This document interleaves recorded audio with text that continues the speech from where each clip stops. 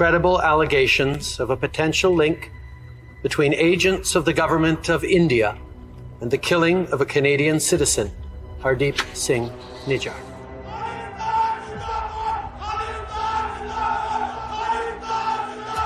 I think it is Canada and its growing reputation as a place, as a safe haven for terrorists, for extremists and for organized crime. 19 ਨਵੰਬਰ ਤੋਂ global ਬਲੌਕੇਡ ਤੇ air India ਦੁਨੀਆ ਦੇ ਵਿੱਚ ਚੱਲਣ ਨਹੀਂ ਦਿੱਤੀ ਜਾਏਗੀ।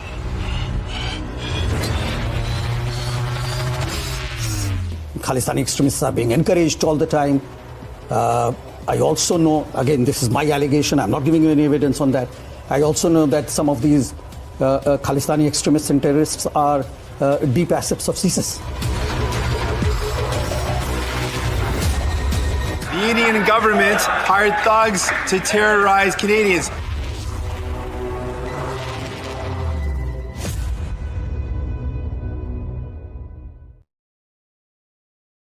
The real thug at the heart of what is unfolding between India and Canada is the Khalistani terrorist Gurpatwant Singh Pannun, the lawyer for Hardeep Singh Nijjar, who was at the heart of the face-off between India and Canada. Pannu has now released yet another video, brazenly following up on his earlier threats against Air India. This time, listing specific Air India routes and specific Air India flights that he's asking people to boycott or else. We are, of course, not releasing the details of the routes that he has listed, but this doubling down on his threat, renewed this year, he made the same threat in 2023, renewed this year, comes close on the heels of an astonishingly brazen announcement of a bounty for information of the Home Minister Amit Shah's trips and also threats against CRPF-run schools in India. What's going on? The question that must be asked has to be one beyond India and Canada. And the question has to be this: why is America protecting a man called Gurpatwant Pannu? Remember, it is Pannu around whom the Americans are investing so much capital that they've named a former RNW official whom they say was involved in the plot or a plan to take out Pannu. Pannu is the lawyer for Nijjar, who was killed on Canadian soil. Canada has blamed India. India has denied this. But on Pannu, India has actually set up an investigation team. That team has visited the United States of America. Meanwhile, Pannu goes on making one after the other astonishing, open, brazen threat against India. In some videos, he can be heard talking about the balkanization of India. Why are the Americans protecting him? Former RNW chief A.S. Dullat told this program that he believes that Gurpatwant Pannu is a CIA asset. What's actually going on? This at a time when the Canadian police are now confusingly talking about the Hardeep Singh Nijjar case being quite different and separate from the one that they have implicated Indian diplomats in. India has, of course, said this is rubbish and have pulled back their diplomats, including our High Commissioner. Let me introduce our panel on the program today as we look at an astonishing turn of events. Terry Milewski, who's one of the world's foremost experts on Khalistan, based out of Canada, joins us, veteran journalist and author. Always a pleasure, Terry. Also joining us is Kushal Mehra. Kushal is the host of the Caravaka podcast. He's based out of Canada and has, in that sense, a unique perspective as an Indian living in Canada. Thank you very much, Kushal. Veteran diplomat, Ambassador Vivek Katju is with us. Always a pleasure, sir. And someone who has been a sleuth and a top police officer is Yashovardhan Azad. He's with us as well. I want to get first comments on, Pannu. It's I don't like to platform this man. But at the same time, without reporting what he's up to, it's very difficult to actually underscore who the Americans are actually protecting. This man, clearly emboldened now by the American move to protect him, also the lawyer for Nijjar, has now, Ambassador Katju, doubled down, tripled down on his threats against Air India. He makes this threat, it seems, every year. He made one in 2023. But this time, this threat is coming alongside, more than 200 hoax bomb threats against Indian planes. And somehow I join the dots between these things. I don't see them as separate. He has now released specific routes. He said, SESE flight, these are the flights on which you must not travel or else. And the Americans are protecting him. You have always argued that the American case is different. The Americans have behaved more maturely. The Canadians have flubbed it. Trudeau is, a clown. Oh, I mean, you didn't use those words. I'm using that word. But why are the Americans protecting this man? What is going on? Every day there's a shocking new threat from him. Look, I like to distinguish between matters. I like to analyze them and, if necessary, put them in compartments. And we are fortunate to have Mr. Azad with us on this show, because he is a veteran police officer and he can tell me whether my approach is right or wrong. First things first, the Americans have indicted a certain Mr. Gupta and an ex-employee of the government of India, alleging that they had hatched a conspiracy in India to engage the services of a hitman to eliminate Pannun, and that these matters are now subject to a criminal case in America. Now, that does not absolve, quote unquote, the victim in this case, or the object of this conspiracy, from any actions that he might take which infringe what I would believe is American law.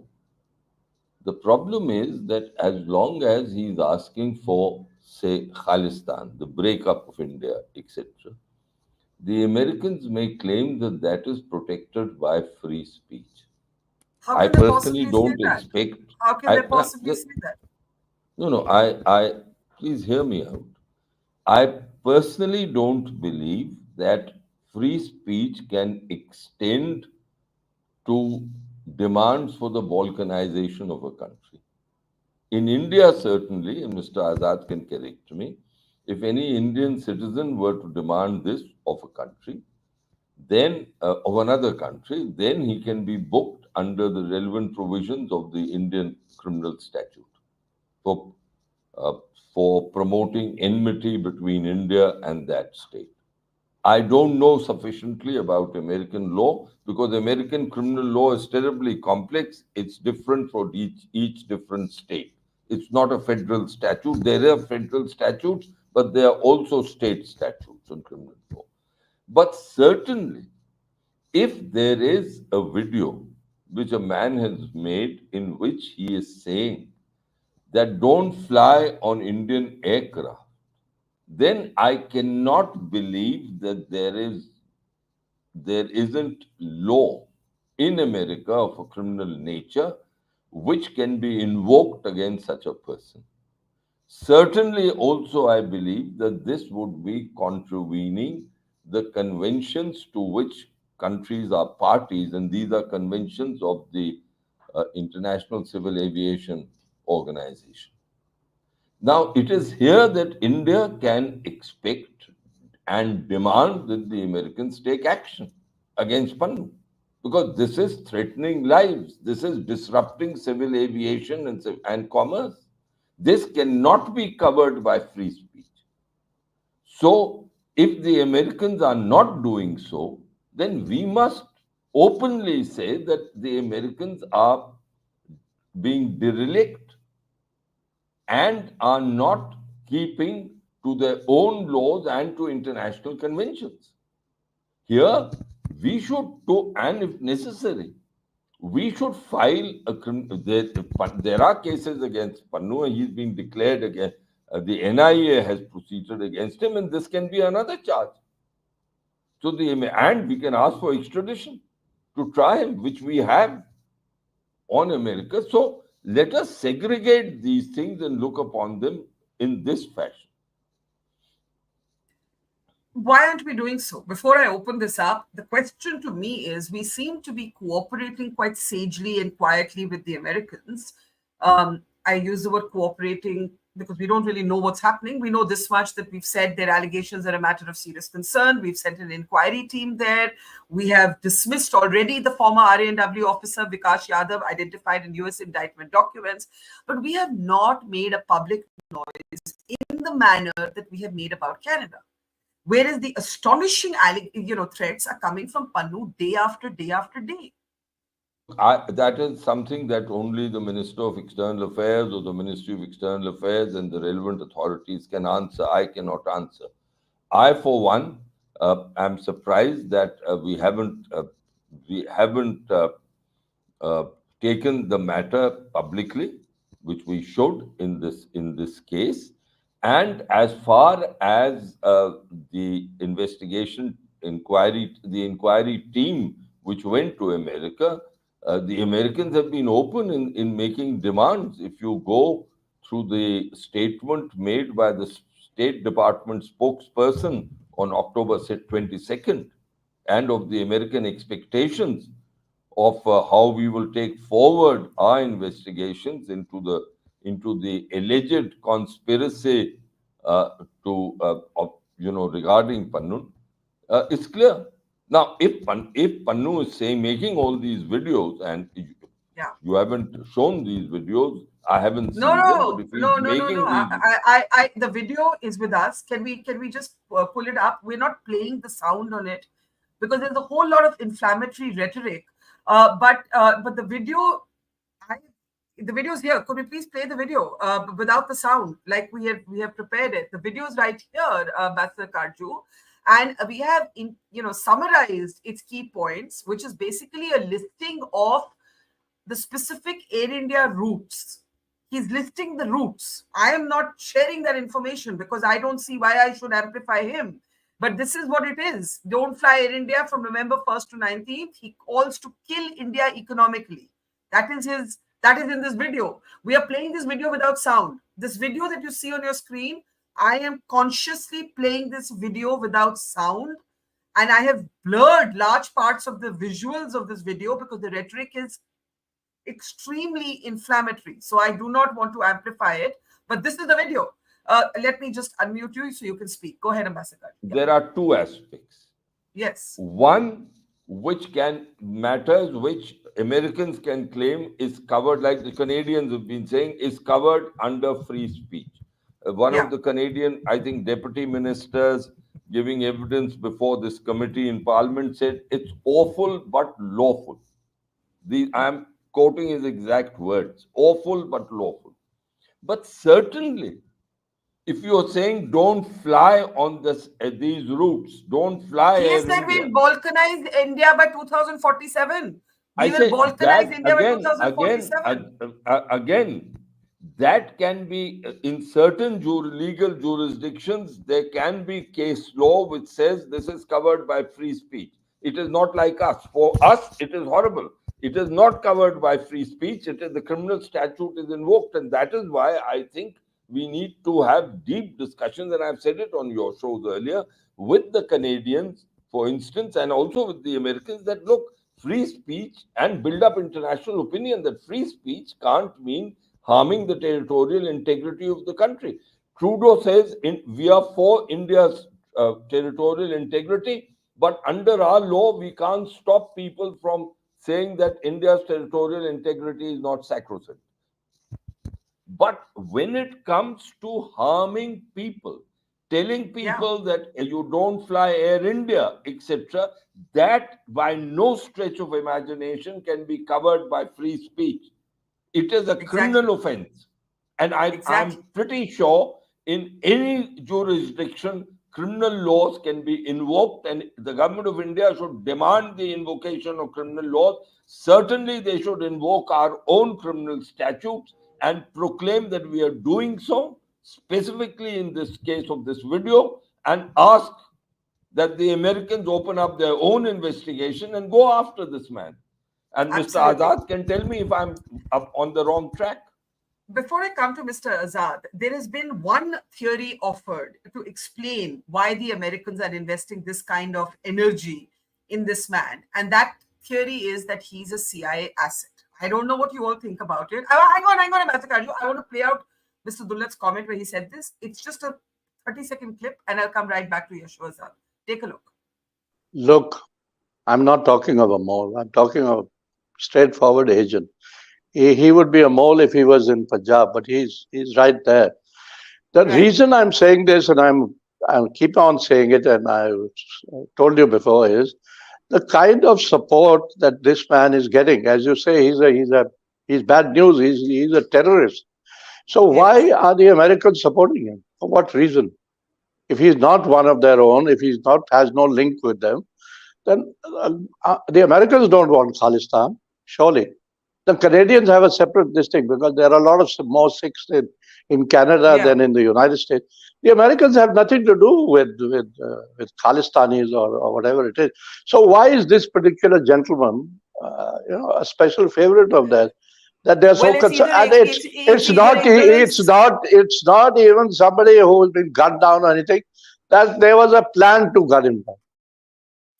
Okay, so here's the question to Mr. Yashovardhan Azad.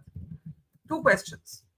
Why are we not making more of a noise? And do you buy this theory that this guy is working for the Americans? He's more talk than anything, or he's some kind of David Headley Redux? Well, if he's a David Headley Redux, David Headley was a mastermind of 2611 and never since to be seen by anybody in India. Triple agent, that's what spooks believe. What do you think? What is going on? How does Pannun every day? They're releasing their videos to Indian journalists because their videos can't be seen here. I had to write to them today saying, please, I blocked them. But before that, I said, do not write to me. I do not want to see your video. I do not want to engage with anybody who threatens my country. Now, this terrorist is openly threatening the country. We are saying nothing. Why are we saying nothing, Mr. Azad? Can we unmute Mr. Azad, please? Hang on, let me do it. Yeah, go ahead. Yeah. I'm dying to speak for the last 5 minutes. Sorry, please, go ahead. Okay. You see, FBI can have deep assets, and it does have assets from many distinguished fields of terrorism, narco trade, drug smugglers, everyone, academicians. And, whether this man is a deep asset of the FBI or not is irrelevant.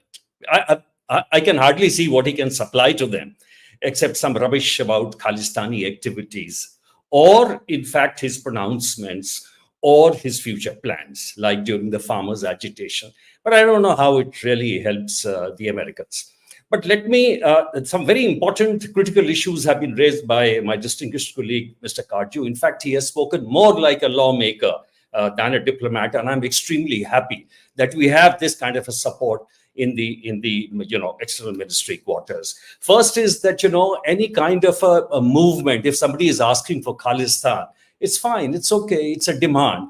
But if anyone talks about having Khalistan after balkanizing India and giving the means, that comes under the UAPA, and it certainly comes under American law because it is coming from a foreign soil. And incidentally, let me tell you also another thing, that NIA has been empowered by the act that anyone who does terrorist activities from a foreign soil, NIA is allowed to investigate. Let me also tell you that NIA has somehow perhaps better dossiers than any foreign agencies on the activities it has compiled against the Khalistanis, both in Canada and in USA. And in fact, these dossiers have been given to them from time to time after being updated. Now, the third point, which is very, very important, is, what Mr. Katju said again, was that, whether Pannun was a victim does not absolve him of all these activities. And given the fact that this is also a crime on the US government soil, NIA as an investigating agency has the right to do two things. Either send him over, it has the right to question. Secondly, it has the right to extradite him, and we have a treaty with that. So I don't think how US can deny that, because if a similar thing happens here, they'll be the first to ask for them. And mind you, FBI made a very political kind of a statement the other day that nobody can interfere with the democratic, freedom, etc., of the Americans on the American soil.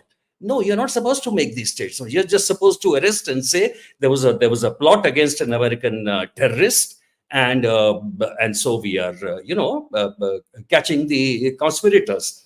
Now, the last point which I want to make is that when a terrorist like Pannun announces plans, and this is extremely serious, that when he announces plans and virtually tells us that there is a plot to attack these planes because he's giving the routes, etc., there is no reason why to hide it, our reaction. And I was, in fact, a little surprised when our foreign minister, when asked about this, said that, well, we are not really aware of any threat to our Air India planes. Yes, some statements, etc., have been made. I don't know why we are downplaying. We should not. In fact, this is the time. This is our time, in fact. All this time, we were, a little on the defensive. But this is a time to go on the offensive completely. And I'm sure some kind of missive is coming from the External Affairs, because this is a time when we should push it very hard, the right to question him and ask for his extradition after questioning him. If not, bring him here or question him over there and then move for the extradition for Indian courts. Both you and Ambassador Katju have made, in a way, similar arguments that even if there is a murder for plot allegation that is being investigated, it does not absolve Pannun from making incendiary statements that openly call for violence against another country, its airlines, its civilian population. And therefore, the mystery to me, and I think, Yasho, you referred to this, is why are we being somewhat muted? What is actually going on here? Why aren't we going to town? You believe that it's only a matter of time before we see more on this. I want to, in the meanwhile, look at what's happening in Canada. Now, we have this very intriguing statement from the Canadian police, now declaring the Niger case to be separate from the one in which Indian diplomats were declared persons of interest. This is now apparently separate. I'm going to play that clip for you. You must take a look. Let's play. You spoke broadly about the threat that you, in your estimation, those agents of the government in India posed, and in particular, their links to the use of organized crime in very, very serious crimes across Canada. The Foreign Affairs Minister took it a step further and linked them specifically as persons of interest to the murder of Mr. Nijar.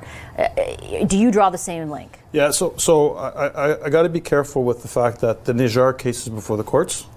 And when we came out on Thanksgiving Day, it was really, and we've said this all along, there has always been a separate and distinct investigation on the involvement of government of India in criminality in Canada. And that's when we came out that was specific to that and nothing to do with the Nijar case, which is before the courts. Okay, Terry, please help me here. He's basically saying, from what I've understood, is that the Niger case is separate. The case in which the High Commissioner and other diplomats were declared persons of interest is separate. That is some general criminality, quote unquote, point. And the Niger case that has caused a storm for the last year is now before the courts, and the Canadian police is now saying, oh, we're treating that completely separately. What's going on? What is going on is a damn good question. I think what's going on is that the RCMP traditionally has been absolutely terrified of being caught playing politics or fighting court cases out in the open before the trial, because judges in Canada are very particular about that. You are not allowed to try the case in the public forum. You must not start making people look bad outside the court, and then the defense will say, look, you're making our client look bad outside the court, and this evidence isn't going to be acceptable, and the judge may very well throw it out. There are very strict rules about this, and I think this is what is going on here. They don't want to prejudice the Niger trial. They don't want to ruin their own case by talking about it outside court. So but hasn't Trudeau already done that? Sorry to interrupt you, but hasn't Justin Trudeau already done precisely that? Indeed, but I think that on the Indian side, just as Pannun is extremely strategic and careful and understands as a lawyer the weaknesses in Canadian law, where he can say bounty and then you say, well, he's putting a bounty on somebody's head, that's threatening his life. But he says, I only mean that we are putting a boundary. We will pay for information so that we can bring a legal case against, in this case, Amit Shah, who is the latest person that they're threatening. So Indians need to be a little bit more strategic about where they can find a way to go after these cases within the bounds of Canadian law. For example, hate speech. We haven't even mentioned yet that part of Pannun's video is that these new threats against Air India are couched in terms of as a celebration of a great Sikh martyr, namely Beyant Singh, one of the assassins of Indira Gandhi in 1984. Now, that's wait a minute. Now we're talking about celebrating violence, glorifying terrorism. Now we're getting close to something which I can see a clever lawyer could very well make out a case in Canadian law and say, look, there's something where you can't say that's free speech. You're threatening somebody's life. Why aren't you doing something about that? And he's done it before. He's offered these kind of bounties before and made that excuse.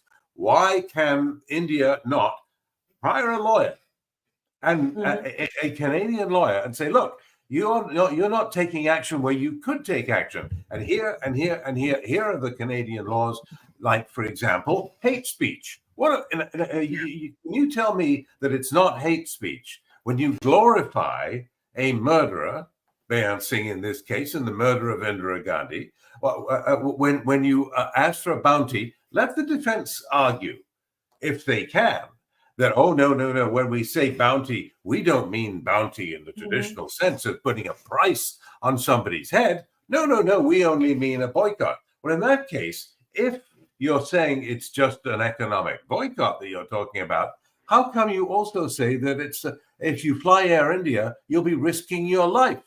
Now, you will recall that is exactly what Mr. Pannun has said in the past. So why are the Indian side, this sort of general rage won't work? That's what I'm saying to you, is that Indians may reasonably be very angry about what Pannun is able to get away with, both in the United States and in Canada. Well, that's fine. I sympathize with you, and I think it should be stopped. But how exactly? You can't just wave a magic wand and say, we're angry, so you should change Canadian law. You must work within what the law is actually. So be smarter. Be smarter.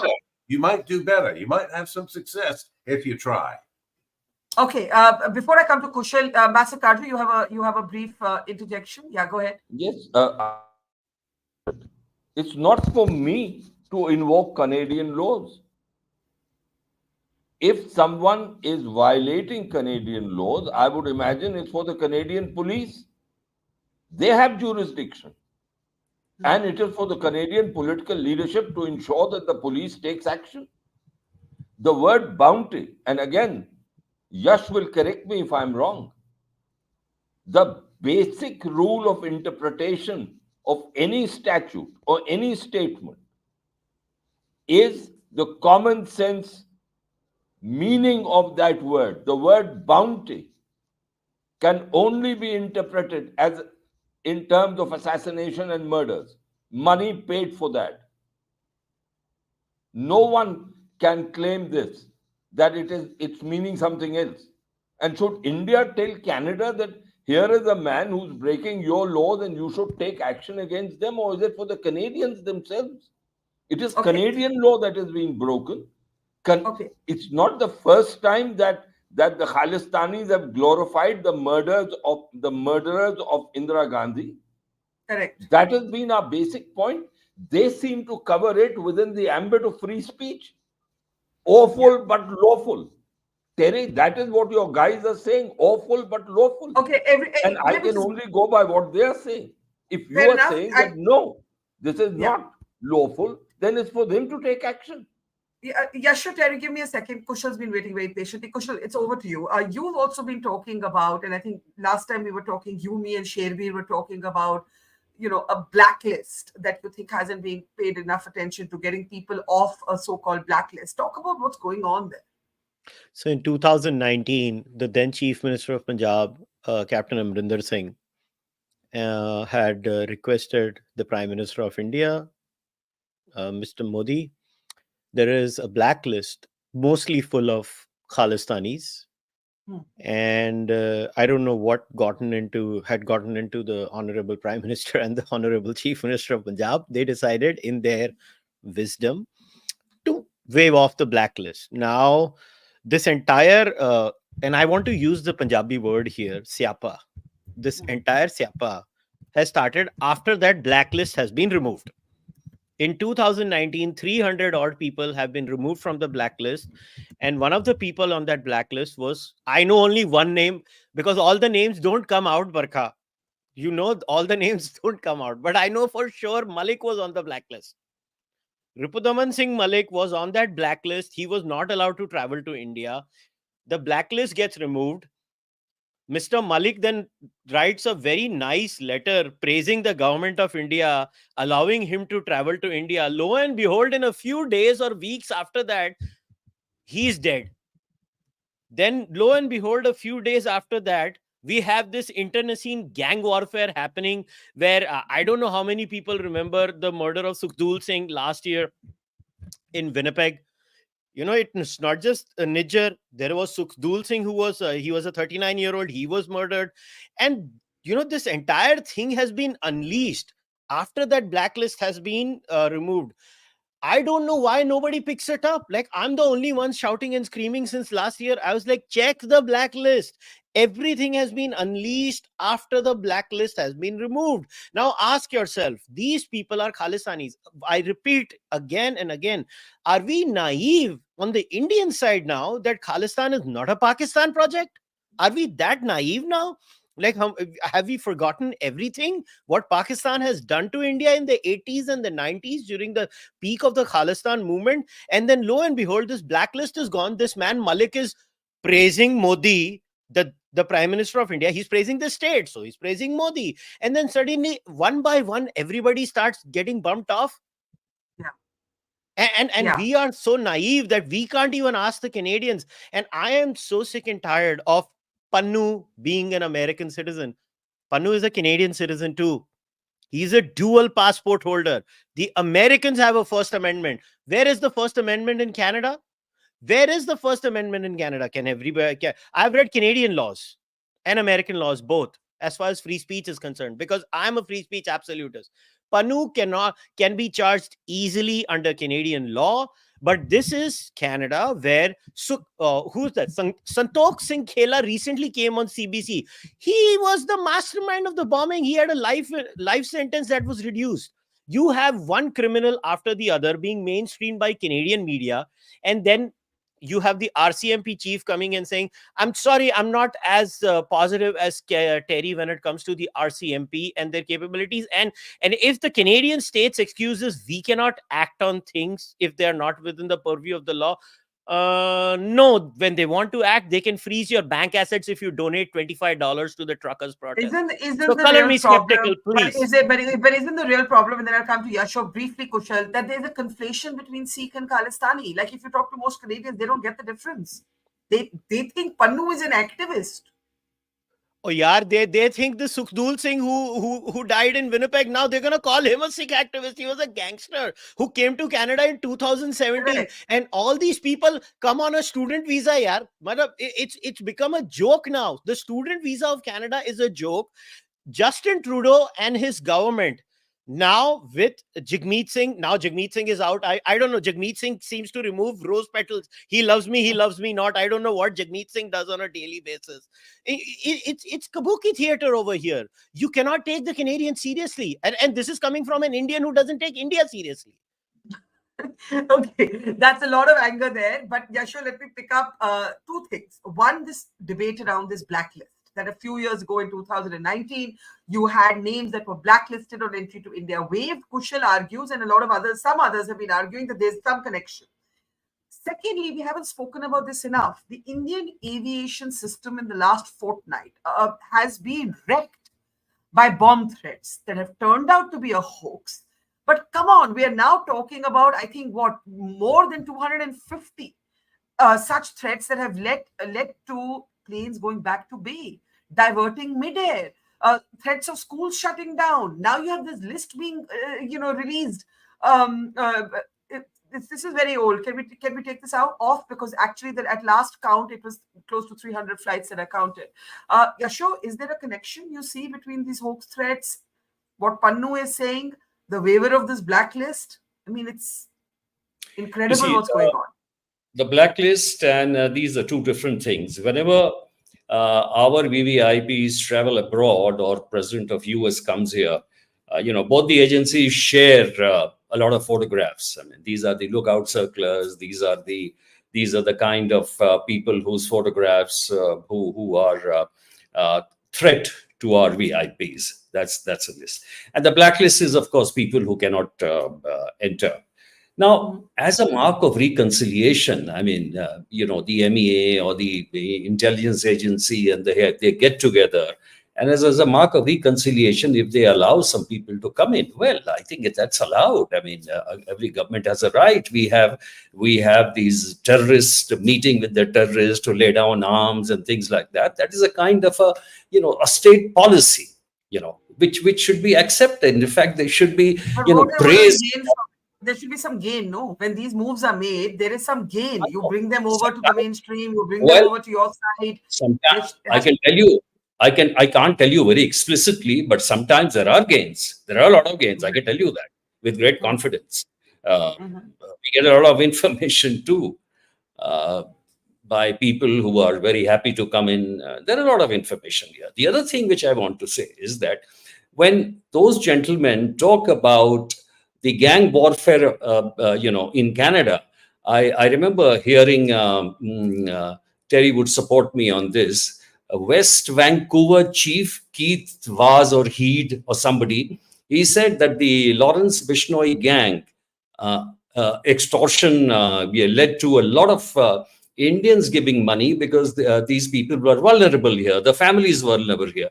But similarly, Niger also went as a plumber. And a lot of the activities, criminal activities, not major, which are taking place in Punjab, are also at the behest of the Canadians over there. It is also very clear, and we have all the records, that the Pakistani embassy officials are meeting them all the time. So, this is an ongoing game to tell our diplomats that they should not find out about the anti-India activities which are going on in Canada is very, very strange. Is that snooping? Is that surveillance? It's nonsense. This is the job of our diplomats to keep our country safe. So I don't see any reason how you can level a charge like this. If there are so many of these US embassy officials and Canadian embassy officials, and how many of them were here? What are they doing? Eating biryanis? So that's a little unfair. And the other question you asked about was the bomb hoaxes we were getting. Now, obviously, this is a very, very planned operation. And I was speaking on some other channel when I said, this is a plan which is coming from a very, very important and a targeted source. It can be done with the help of bots, computer bots. I mean, and with all the facilities over there, I had suggested that we should, in fact, collaborate with the FBI and ask them, please tell us whether these threats are coming from your soil, VPN networks, the works. So we know here the reasons which are coming from within the country. Either there are passengers, either there are hoax calls, either people who are getting late, who have some enmity. But that's different. This is coming from organized source, from a foreign soil, and we need the cooperation of the US agencies or the Canadian agencies. But we haven't had any information so far on this particular point. But don't you think we're being too muted? Before I go to Terry and we start, and I'm sure Kushal, you don't think we're being muted? I mean, why are you nodding? Which part are you nodding to, Kushal? No. I'm not talking about the being muted part. I'm talking about where are we supposed to. I think the entire strategy of the government of India is completely flawed, if you ask me.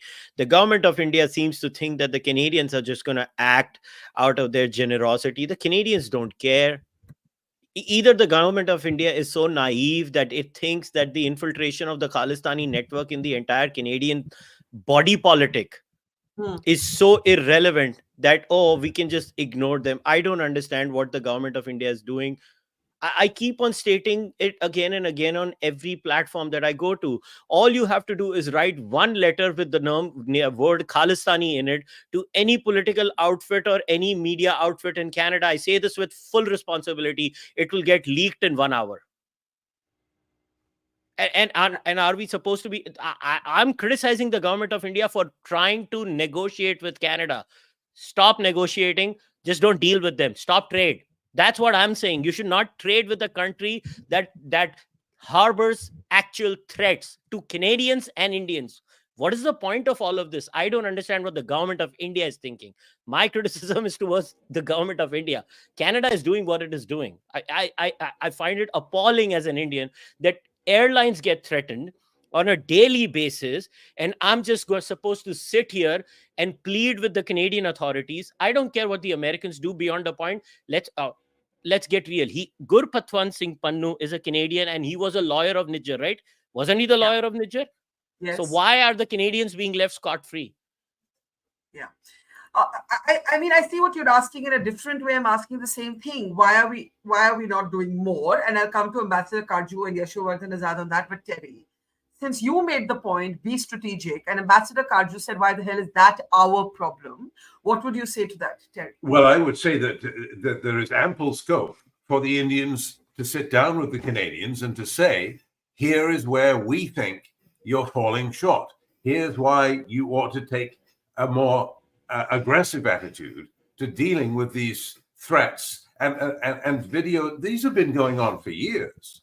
And I've already itemized, 2 or 3 areas, hate speech, for example, the glorification of proven terrorists like Beyond Singh. This is only the latest example, that these are areas where there's ample scope for diplomacy and for the Indian side to say to the Canadians, look, here and here and here and here are specific areas where we think you could bring a criminal case and you're not doing it. Why are you not doing it? It's no use just being enraged, as I say, and saying, well, why are the Canadians protecting terrorists? Well, the Canadians don't see themselves as protecting terrorists. They don't see enough hard evidence that, for example, that you can show that Gurpatwant Singh Pannun is, in fact, guilty of specific terrorist offenses. Now, so what do the Canadians see? What do the Canadians see when he... Can I ask you a question? What do the Canadians see when he talks about balkanizing India, or he says, don't travel Air India on these dates? What do the Canadians see when they see this? I think he's tiptoeing up to the line of the law, and you could probably get a lawyer to show how he maybe has crossed the line in that particular case. But it's not happening. India isn't really making that case. They're saying he's a terrorist. We've designated him a terrorist, and Canada should, when we say jump, Canada should say how high. Canada should say, okay, well, that's good enough for us. We don't need hard evidence that he's done anything but in the way of a terrorist offense, as we understand it conventionally. Now, so there is an area of the law where I don't think India is exploiting the possibilities in a sophisticated way, and they could and they should. And at the same time, I think Canada needs to do a complete rethink. I mean, Kushal is talking about a rethink on the Indian side. I endorse what he said. But Canada also needs to do a rethink because it has been looking the other way all this time. For 40 years, it's normalized the display of martyr posters of mass murderers like Talvinder Parmar, the Air India bomber. It's completely normal now for Canadian politicians to show up and smile and wave at events and Vaisakhi parades where these people are glorified. And it's absolutely absurd that should be okay. I mean, I'm talking, there's another area here, not just use of the criminal law to go after people to try to make a case that they are breaking that law, but also denunciation, the power of condemnation by politicians. All party leaders in Canada should be saying, we're not going to approve our MPs going to those kind of events. If you're going to be glorifying terrorism, our party will not be present. And why can't the Conservatives say that? Why can't the Liberals say that? Why can't the NDP say that? Because they're chicken. That's what's really happening. It's because it's been going on so long and they're afraid, we might lose votes. We might lose our vote bank politics. Our theory is that if we're nice to the Khalistanis, we'll win, which is nonsense, by the way, because in the general population, the Khalistanis are a tiny little minority. They're just scared. They're scared of their own shadow. They're scared that they will lose votes if they say a word to condemn the overt and outrageous praise and glorification of mass murderers. That has got to stop. So that is an area where you could embarrass and have an impact on the Canadians. If you go after them on that, what argument have they got? They don't have anything other than cowardice. Yeah, Ambassador Katju, why aren't we doing it? Why are we being sort of quite sober and measured even now? Okay, we've withdrawn our High Commissioner and our top diplomats. But I see the point that Pannun, if not the Americans, can be booked under Canadian law. I mean, we should just go to town with these videos. Can you imagine if these videos were being made against the United States of America? What if these videos were being made by somebody in India against the United States of America and saying on these dates you cannot travel by United Airlines, we will balkanize America by 2040? I mean, what would be the reaction of the FBI? This is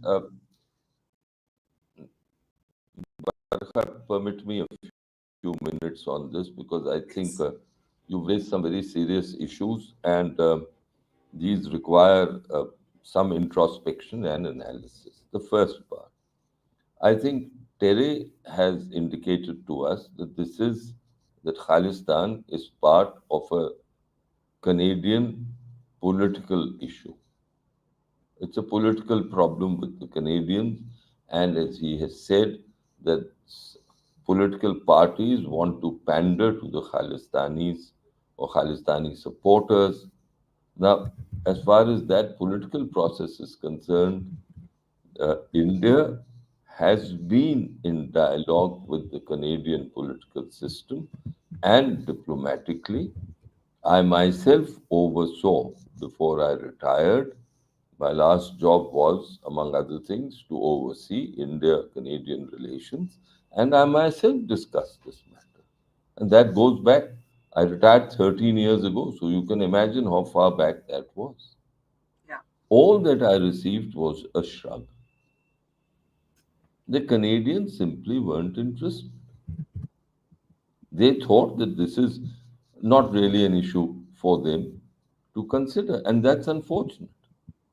Second is that should, as I told you, and I'm sorry if I'm being slightly repetitive, is it for me to tell the Canadian police if someone is breaking Canadian law, or is it for the Canadian police itself to take action and to examine whether a pronouncement is within the ambit of Canadian law or is it violating Canadian law? Terry is putting the onus on us as if it is our duty to show that the Canadians, look here, so-and-so Khalistani has made a wrong speech, here he has done it. This is on Canadian territory. It is for the Canadians to act. I mean, this is a strange argument. I think Terry's trying to get in a sentence, and then I'll let you complete your point. Terry? Yes, Terry? All I'm saying is it can't hurt to encourage the Canadians, can it?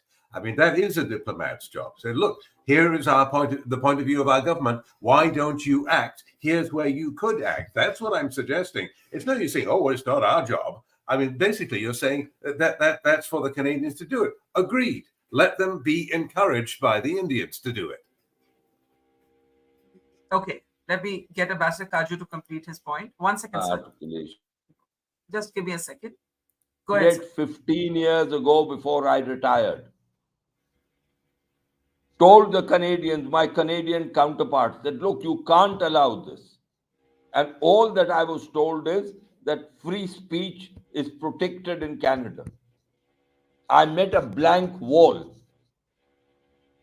Just as, and I regret to say, that we were in India, and Yash will agree with me, blew in our face telling our Western friends about the threat of terrorism that we were facing from Pakistan. And it took the tragedy of 9/11 to bring home to the West that what we were saying was correct. Correct. Don't tell me, Terry, that we've been faltering in our duty and not having dialogues. You can't have a dialogue with the deaf.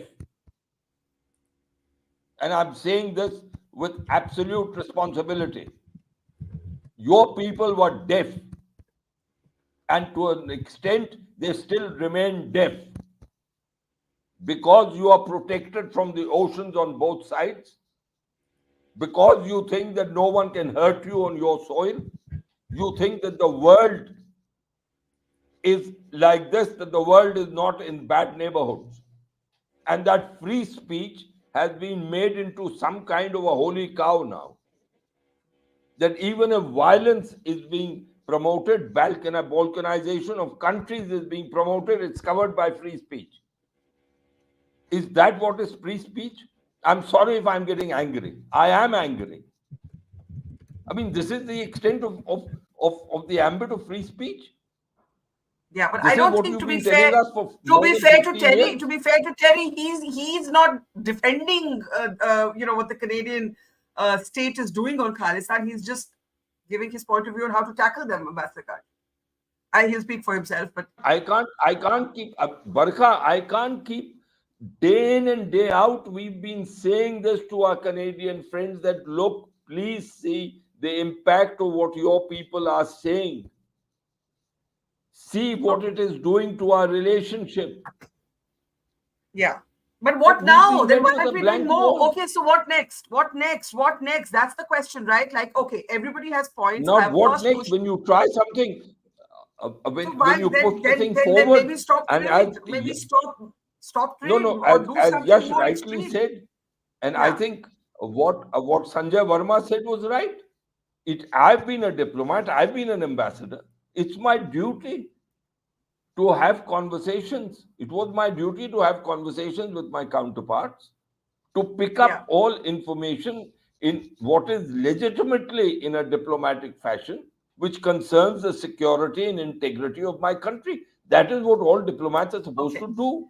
Okay. We have to take last comments. Kushal, Terry, and Yasho in that order. Kushal, go ahead. You also have an update on the strange details and developments unfolding in Canada as we speak. Go ahead, Kushal. So just as we speak, and I understand the agony of Ambassador Katju. Trust me, as an Indian, and and I understand the predicament of Terry is because I'm literally in that unique scenario where I'm 6 months in Canada, 6 months in India. Yeah. I kind of hear both sides, but just yesterday we come across this video of pamphlets being circulated in a Gurdwara in Surrey on behalf of a petition being made by Sukh Dhaliwal, a member of parliament of the Liberal Party of Canada, for a petition being pushed by a gentleman who is the husband of a former NDP minister of British Columbia, Rachna Singh, who was completely thrashed in the recent election, to reopen the Air India bombing. Barkha, the time has gone. I share Ambassador Katju's anger, which is why I am going on pleading the government of India. The Canadians will not listen to you because the Canadians, to use one more Hindi adage, the Canadians look at you as a Kadi Ninda turtle. That whenever you're going to come and talk about it, the Indians will be like, hum Kadi Ninda karte hain. And they're like, let them go on doing Kadi Ninda. Who cares? Sanuki. They have become so shameless. The only thing that hurts the Canadians, Barkha, and trust me, I'm talking to people over here, I know they are worried about it.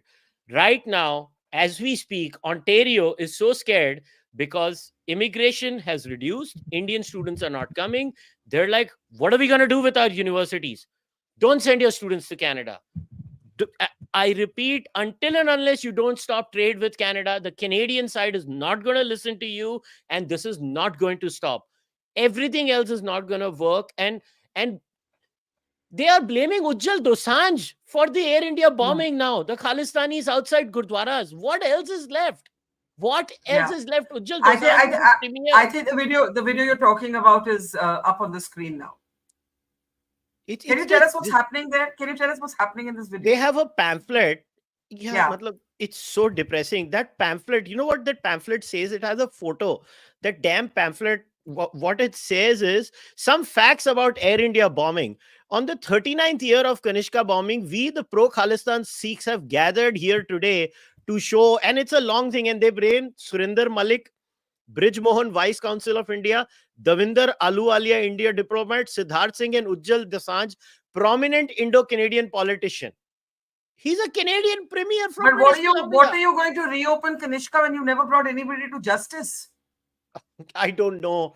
It's this. You can't take Canada seriously. I mean, I'll ask Terry to answer this. I have no words. Okay, Terry, and also to a very angry Ambassador Katju, and then we'll give Yasho the last word. Could we unmute Terry, please? All right. Yeah. First of all, I think Kushal is quite right to point a finger. This is another example of crossing the line. This isn't something that Canada can brush off as okay. A Liberal member of Parliament, Sup Dhaliwal, a member of the governing party of Canada, has been promoting this malicious claptrap about how India blew up its own plane. This is their latest push. They want to shift the blame. They've been photobombing memorial ceremonies for the victims' families. If you can imagine the indecency of this, they've been photobombing, arriving at the memorials on the 39th anniversary, for example, with flags and saying Khalistan Zindabad. So the mourners, the loved ones of the victims of the Air India bombing, cannot even remember them in peace because these Khalistanis are showing up at these events. So it's an absolute outrage. So something has to be done by the leadership in Canada, the political leadership, to speak up and say, look, we are not going to have this. This whole fiasco of blaming India if you're blowing up. I mean, ask somebody who knows about the evidence in the Air India trial, and there's a pile of evidence this high. I've got gigabytes of it on my hard drive proving that Khalistan terrorists blew up the plane led by Talvinder Parmar. It's not a question anymore. It's established. And spreading these kind of lies is the kind of thing that must be denounced. If you have a problem, if you can't get the Canadians to act under the criminal law, why can't we act as politicians? Why can't politicians say this is an outrage? Why can't they say we will not sign your nomination papers and let you run as a Liberal or a Conservative or an NDP? We're not going to let you run in our party if you're going to countenance these kinds of lies. So that's as a first step. You can complain all you want about Canadian law. Years later, maybe they'll change the law. But the power of shame should have an impact. And it won't have an impact if you don't try it. If you don't go after the Canadians and say, all right, we're not going to put up with this. We're going to call you out. And we think that you should act on this and act on your own team, act on your own politicians who are violating the laws of decency, at the very least, by allowing this kind of behavior. Let me give the last word. It is shocking. I didn't actually know this was happening. So Kushal and Terry, thanks for sharing this with us. I mean, it just makes your skin crawl, Yashovardhan, to think that there's a Canadian politician, these Khalistanis are distributing these pamphlets, a bombing on which justice was never served, right? There are people we've interviewed who've lost their entire families. There were 100 children on that plane, and now pamphlets are being distributed to suggest that, oh, it wasn't us, it was India who's responsible for bombing their own people. I mean, it is sickening beyond words. And to this, I say in the end, that while I understand and agree, I think each one of us does with Ambassador Katju's anger, why isn't there more of this anger visible? I mean, why are we just carrying on like this is one more troubled relationship? Like, shouldn't we be doing more? Yashovardhan. Let me add a very important dimension to this whole issue, which you raised, or somebody raised some time back. Is the Khalistan issue, which is being, really blown up by the Canadians in America and Canada, an issue in India? No. Is there any impact of that in India? No. There are some cohorts out here, agreeable. Therefore, I think there is a point in dialing down on the cacophony here, that kind of rage, that kind of noise, and that kind of anger. Today, the world is not ruled by common sense, as Ambassador Katju says. It is ruled by noise. It's ruled by power, muscle. So yes, if the Canadian issue is so important to us, then we do what we have to do. For example, call the ambassadors here, give them all the dossiers, show them this is what we are saying, and this is what they are. Years. That's what Ambassador Katju said. We've done it for years. Wait, I've not completed. And secondly, we also try the other methodology in talking to everybody in Canada, saying all kinds of things. But if nothing works out, just ignore it, be indifferent. And as Kushal said, I agree with him that you try your best, you give it your best, and then say forget it. You stop your diplomatic contact or whatever. Stop your reverse immigration. Stop all that and let it go. Because one thing in the end, I must say, no average Canadian, no average American wants these jokers over there creating noise and this nuisance all over. They hate them. And maybe when the Canadian government changes, different party comes, maybe we have some kind of a dialing down on this issue, or maybe not. I can see Kushal saying no. You want to just respond to that in 1 second, and then I'll let Yasho complete. Kushal? Sir, haath jod ke keh raha hu, please don't have any hopes from the Conservative Party.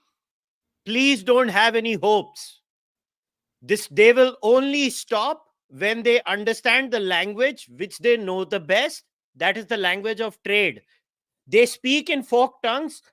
Barkha, ek aur pata lagane la. Last year we had sent low-level diplomats back, right? That was round one, sending diplomats back.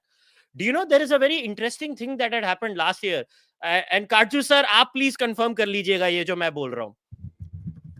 There was a diplomat from Alberta that was requested by certain people inside Canada. Yaar, please don't send him back. We have not been that bad. And Indians, the Indian side, and I say this with full responsibility as an Indian passport holder, like fools, agreed and did not send that Albertan back. Why? Because we have good relations with Alberta. The Canadians speak in a folk tongue. The liberal says, oh, mera Khalistani puttar, oh, mera Khalistani puttar. And the conservatives say, yo, let's do trade. I know what they're doing. Who runs the India strategy for the Conservative Party, sir? Please tell me. Who is Tim Uppal? Who is Tim Uppal? I have no love for the Conservatives or the Liberals here. It is a uniparty when it comes to India, and Terry will back every single word I'm saying, because Terry and I are the only people. Imagine what Terry has to go through. They did not even find a publisher for Terry's book in Canada. Terry's publisher was an Indian. Imagine how well-oiled the Khalistani machinery is, which is why I've always stood up for Terry, because I know what the poor guy had to go through. Yeah. Okay. Yashto, if you want to complete, I think Terry's wanting to say. Terry, are you trying to say something? Terry? Thank you, Joel, for his kind remarks. I just want to add one small point, only it's not really small. And that is that India makes a mistake that it must recognize if, and I say if, it gets so angry at Canadian inaction that it resorts to illegal activity. At the moment, the FBI says it did, that an employee of the Indian government was involved in plotting murder of a Canadian citizen in Canada. Now, you may not like that citizen. You may not like Hardeep Singh Nijjar. But if India, and we haven't got the proof, the trial has not occurred in the death and the murder of Nijjar. But if India went across that line, that's a mistake. You've been drawn into anger. You put yourself in the wrong. Now, I would love to be proved wrong myself. I would love to have it shown that all of this evidence that the FBI gathered was incorrect. But it doesn't look like it when the Indian government has named and shamed and fired the accused Vikram Yadav. They're not saying to the Americans, oh, no, this is all lies.